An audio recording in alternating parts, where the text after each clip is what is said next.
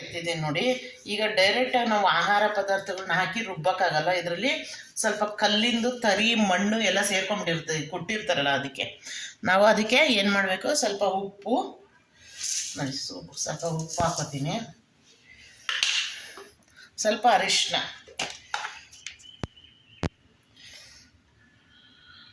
ಹಾಕ್ಕೊಂಡು ನಾವು ಏನು ನೀರು ಹಾಕ್ತಲೇ ಡೈರೆಕ್ಟಾಗಿ ರುಬ್ಬಬೇಕು. ಇನ್ನು ಸ್ವಲ್ಪ ಉಪ್ಪನ್ನು ಹಾಕೋತೀನಿ. ಈಗ ನೋಡಿ, ಇದನ್ನು ರುಬ್ಬಬೇಕು. ಇದನ್ನ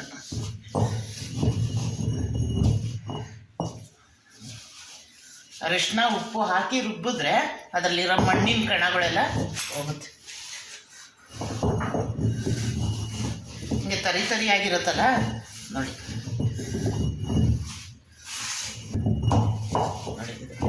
ನೀರು ಹಾಕಲೇಬಾರ್ದು. ನೀರು ಹಾಕಲಿಲ್ಲ ಅಂದರೆ ಇದು ತರಿ. ನೀರು ಹಾಕ್ಬಿಟ್ರೆ ಎಲ್ಲ ಕರಗೋಗ್ಬಿಡುತ್ತೆ ಉಪ್ಪು.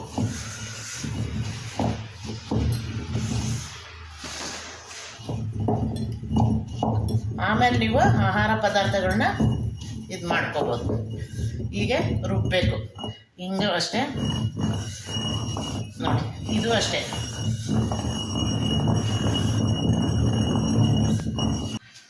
ಈ ಥರ ಕಲ್ ತಗೊಂಡು ನೋಡಿ, ಹಿಂಗೆ ಹಾಕ್ಕೊಂಡು ಹೋಗ್ಬೇಕು.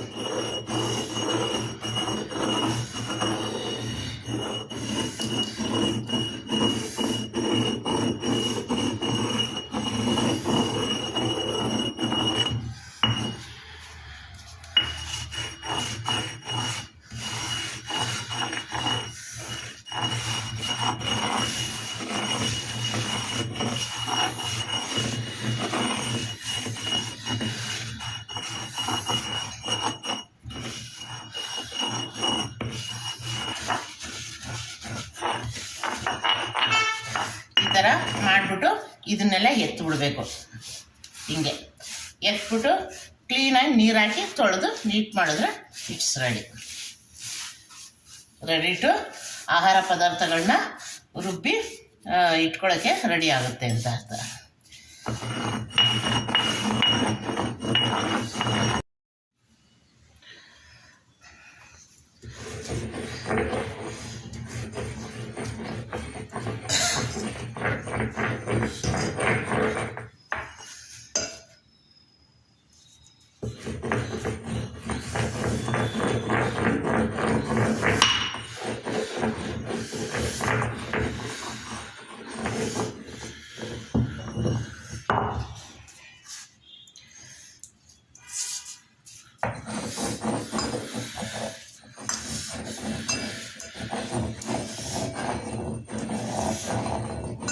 ನೋಡಿ, ಇಷ್ಟಾಯ್ತು ನೋಡಿ, ಎಲ್ಲ ರುಬ್ಬಿ ಇಟ್ಟಿದ್ದೀನಿ, ಎಲ್ಲ ಆಯಿತು.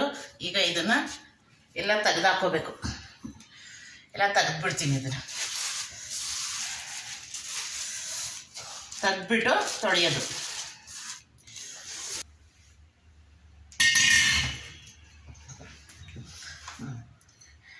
ನೋಡಿ, ಇದೆಲ್ಲ ಉಪ್ಪಿಂದು ಪುಡಿಯೆಲ್ಲ ಎತ್ತಾದ್ಮೇಲೆ ಈಗ ತೊಳಿಬೇಕು. ತೊಳೆದ್ಬಿಟ್ರೆ ನೀಟಾಗುತ್ತೆ. ಫಸ್ಟ್ ಇದು ಒಳಕಲ್ಲಿ ತೊಳ್ಕೊತೀನಿ. ಇದು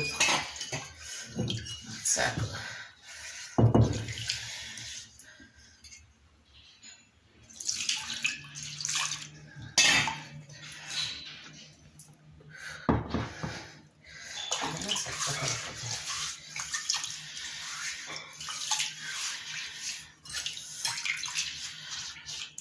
ಇದ್ರ ಬಳಕೆ ಈ ಥರನೇ ಮಾಡಬೇಕು.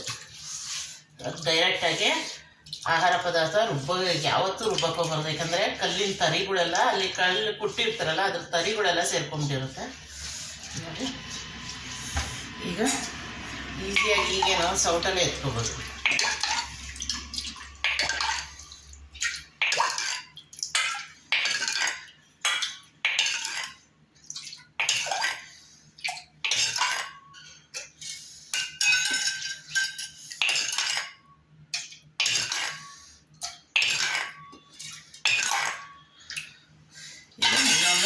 ಸ್ವಲ್ಪನೇ ನೀರು ಹಾಕಿದ್ರೆ ಸಾಕು. ಇದಕ್ಕೆ ನೋಡಿ ಎಷ್ಟು ನೈಸಾಗಿದೆ. ಮೊದಲಾದರೆ ಕೈಯೆಲ್ಲ ಚುಚ್ಚುತ್ತಾ ಇತ್ತು ನೋಡಿ, ಎಷ್ಟು ನೈಸಾಗಿದೆ. ಆಯಿತು,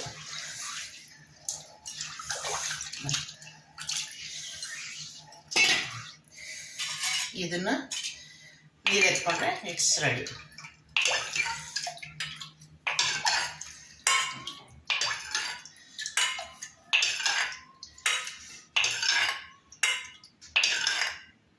ಹಾಗೆ ಒರೆಸ್ಬಿಟ್ಟು ತಳದಲ್ಲಿರೋ ನೀರನ್ನ ನೋಡಿ ಇಟ್ಸ್ ರೆಡಿ.